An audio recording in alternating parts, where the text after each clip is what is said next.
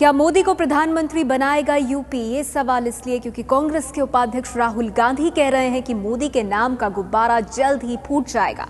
वहीं बीजेपी की तरफ से पीएम पद के उम्मीदवार नरेंद्र मोदी और उनकी टीम ने यूपी में पूरी जान लगा रखी है। आइए आपको बताते हैं इस बार लोकसभा चुनाव में यूपी बीजेपी के लिए क्यों जरूरी है।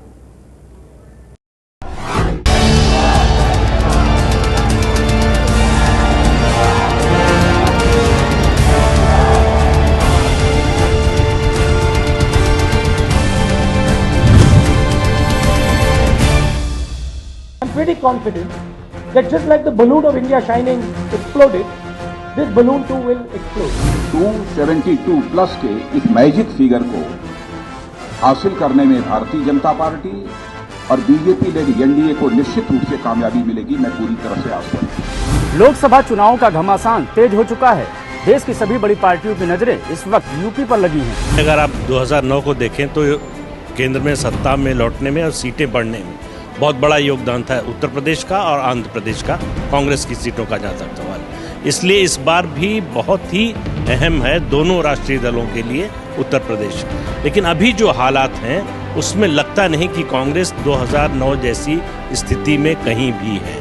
लोकसभा की 543 सीटों में से 80 सीटें उत्तर प्रदेश से ही आती हैं। अगर कोई भी दल इनमें से आधी सीटें भी जीतने में कामयाब हो जाएगा तो वो पीएम की गद्दी की दौड़ में सबसे आगे होगा। यूपी से ही देश के प्रधानमंत्री आते रहे हैं और एक बार फिर ऐसे हालात बन रहे हैं कि जो भी अगला प्रधानमंत्री होगा उसका कनेक्शन यूपी के साथ ही होगा। देश की जनता देश को बर्बाद करने वाले दलों को सजा देने के मिजाज में है, सजा देने के मिजाज।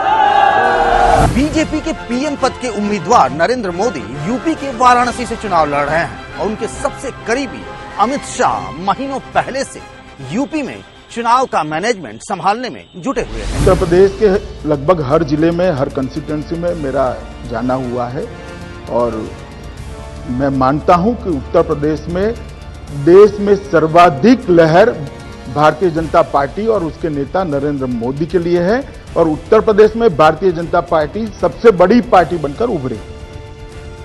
बीजेपी के लिए यूपी क्यों जरूरी है, इसे बताते हैं ये आंकड़े। 1991 में बीजेपी उभरी तो यूपी की 51 सीटों की बदौलत। 1996 में वाजपेयी 13 दिन के पीएम बने तो यूपी की 52 सीटों की बदौलत। 1998 में जब वाजपेयी 13 महीने के पीएम बने थे तब भी यूपी ने 57 सीटें दी थी। 1999 में वाजपेयी पीएम बने तो यूपी ने बीजेपी को 29 सीटें दी थीं। 2004 में बीजेपी का पतन हुआ तो सिर्फ 10 सीटें यूपी से मिली। 2009 में भी यही हालत थी। कई लीडर्स इनके कहते हैं कि हम हाईएस्ट टैली को टच करेंगे, विच इज 57 है शायद, वो नहीं नजर आता है क्योंकि आप कहीं ना कहीं ग्राउंड पे मुलायम सिंह जी जो मुजफ्फरनगर के बाद काफी कमजोर नजर आते थे वो लड़के फिर आ गए हैं। मायावती ने भी अपनी सोशल इंजीनियरिंग कॉन्स्टिट्यूएंसीज में करी है। तो ये दोनों पार्टीज इतनी कमजोर नहीं है कि इनको आप सिमटा दे 2-2, 3-3, 4-4 पे। और कांग्रेस भी आप ये नहीं कह सकते 23 से बिल्कुल 2 पे आ जाएगी। तो अगर आप देखें तो अगर ये 30-35 भी लाते हैं तो 45 में इन तीनों को आप देखेंगे। 2000 से पहले यूपी में 85 सीट हुआ करती थी जबकि अब 80 सीट है। बीजेपी इस बात को अच्छी तरीके से जानती है कि यूपी की 10 सीटों के सहारे वो केंद्र में सरकार नहीं बना सकती। लिहाजा यूपी में हालात सुधारने के लिए उसने जान लगा दी है। इसके लिए बीजेपी ने पूरे यूपी नहीं बल्कि क्षेत्रीय स्तर की भी रणनीति बनाई है। सबसे पहले बात पूर्वांचल की। पूर्वांचल में कुल 32 लोकसभा सीटें आती हैं। मोदी इसी इलाके की एक सीट वाराणसी से बीजेपी के उम्मीदवार बने हैं। कोशिश यह है कि मोदी के असर का फायदा पूर्वांचल के साथ साथ बिहार और एमपी की पूर्वांचल से लगती सीटों पर भी हो। ओबीसी समुदाय में पैठ बनाने के लिए बीजेपी ने इस इलाके में अपना दल से गठबंधन किया है। सीटें तो सिर्फ 2 दी है, लेकिन इसी बहाने बीजेपी ने पिछड़े समुदाय के वोट बैंक में सेंध लगाने की कोशिश की है। आज की तारीख में मुझे लगता है एनीथिंग बिटवीन 30 to 35 ले जा सकते हैं। बट अब वाराणसी के आसपास कितना इनको असर पड़ेगा क्योंकि अपना दल से इनका एक पैक्ट हुआ है और उनको कुर्मी वोट्स की जरूरत है। तो कितना उस पर इम्पैक्ट कर पाएंगे, कितनी सीटें वहां से उठा पाएंगे, उसके ऊपर डिपेंड करेगा। वहीं एमपी से लगते बुंदेलखंड के इलाके में 4 लोकसभा सीटें आती हैं जिसमें उमा भारती अहम भूमिका निभा सकती हैं। बीजेपी इन 4 सीटों के लिए शिवराज के जादू के असर की भी उम्मीद कर रही है। पिछली बार बीजेपी यहां खाता भी नहीं खोल पाई थी। पश्चिमी उत्तर प्रदेश में कुल 30 लोकसभा सीटें आती हैं। इन सीटों पर जीत हासिल करने के लिए बीजेपी कई पहलुओं पर काम कर रही है। मुजफ्फरनगर दंगे पश्चिमी यूपी में ही हुए थे, जिसके बाद बीजेपी यहां भारी ध्रुवीकरण की उम्मीद कर रही है। मथुरा से बीजेपी ने हेमा मालिनी को टिकट दिया है, जबकि गाजियाबाद से जनरल वीके सिंह को, बागपत से मुंबई पुलिस के पूर्व कमिश्नर सत्यपाल सिंह को टिकट दिया गया है। अवध क्षेत्र में आती हैं 14 लोकसभा सीटें। इसी में है लखनऊ, जहां से बीजेपी अध्यक्ष राजनाथ सिंह मैदान में उतरे हैं। वैसे अवध क्षेत्र में ही आती है रायबरेली और अमेठी सीट भी। यहां बीजेपी ओबीसी और सवर्ण जातियों के सहारे मैदान जीतने की कोशिश में है।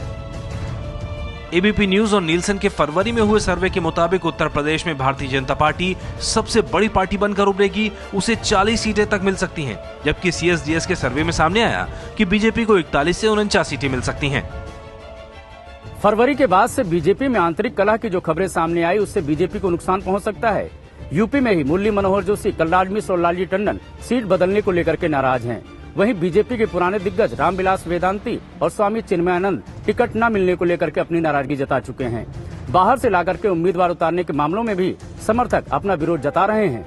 ख्याल है बीजेपी को बल्क सीट्स तो जो उनका मिशन है उसको पूरा करने के लिए नॉर्थ में से लेना है, क्योंकि नॉर्थ में ही उनकी थोड़ी बेटर पोजीशन भी है। साउथ में तो वो कमजोर हैं।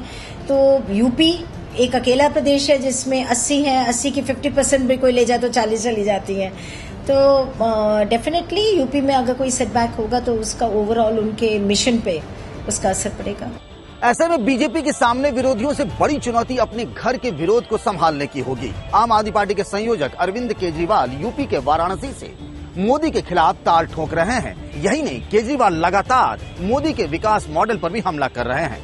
वहीं राहुल गांधी का दावा है कि जमीनी स्तर पर मोदी की हवा जैसी कोई चीज ही नहीं है। कई लीडर्स इनके कहते हैं कि हम हाईएस्ट टैली को टच करेंगे, विच इज 57 है शायद। वो नहीं नजर आता है, क्योंकि आप कहीं ना कहीं ग्राउंड पे मुलायम सिंह जी जो मुजफ्फरनगर के बाद काफी कमजोर नजर आते थे, वो लड़के फिर आ गए हैं। मायावती ने भी अपनी सोशल इंजीनियरिंग कॉन्स्टिट्यूएंसीज में करी है। तो ये दोनों पार्टीज इतनी कमजोर नहीं है कि इनको आप सिमटा दे 2-2, 3-3, 4-4 पे। और कांग्रेस भी आप ये नहीं कह सकते 23 से बिल्कुल 2 पे आ जाएगी। तो अगर आप देखें तो अगर ये 30-35 भी लाते हैं तो 45 में इन तीनों को आप देखेंगे। यूपी में ऊंट किस करवट बैठेगा ये तो चुनाव के बाद ही पता चलेगा, लेकिन एसपी और बीएसपी दोनों ही यूपी से सबसे बड़ी सीट की उम्मीद लगाए बैठे हैं। वो यूपी के सहारे किंग या किंग मेकर बनना चाहते हैं, जबकि कांग्रेस ने अपना पिछला प्रदर्शन दोहराने की उम्मीद जरूर लगाई होगी। जबकि मोदी के लिए यूपी सबसे अहम है। वो जानते हैं कि अगर यूपी उनके हाथ से निकल गया तो पीएम की गद्दी भी खिसक जाएगी।